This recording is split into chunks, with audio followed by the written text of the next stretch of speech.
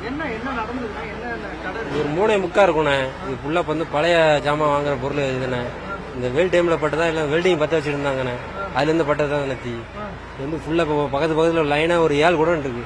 7 குடனுமே ஒன்னொன்னா லைனா இது ஏரியா எல்லாம் பிடிச்சிட்டே போயிட்டு. இவ்வளவு நேரம் அணைச்சிட்டே தான் இருக்காங்க, அணைக்க முடியல.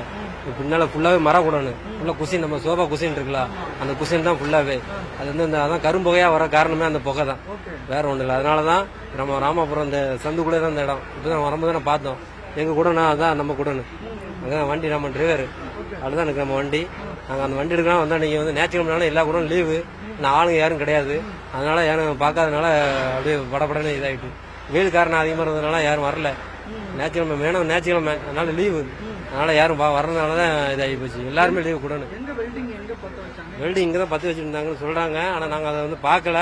அந்த வெயில் காரணத்தினால அப்படி தீ பிடிச்சிருக்கு. இது வந்து பழைய குடனு, சோபா குடனு.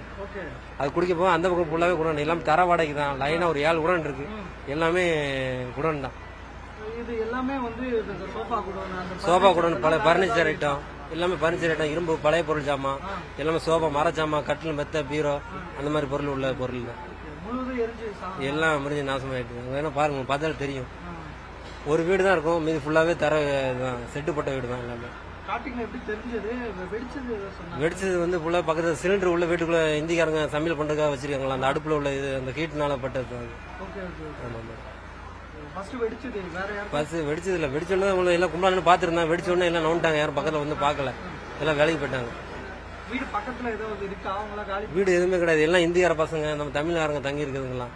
எல்லாம் காலையில 6 மணிக்கு வருவாங்க, சாயந்தரம் 6 மணிக்கு எல்லாம் போயிருவாங்க. அவ்வளவுதான்.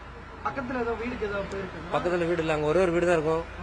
அந்த வீடு தான் மேல இது பண்ணிட்டு இருக்காங்க. அது என்னன்னு தெரியல, பார்த்தா தெரியும். செய்திகளை உடனுக்குடன் தெரிந்து கொள்ள உடனே சப்ஸ்கிரைப் பண்ணுங்க.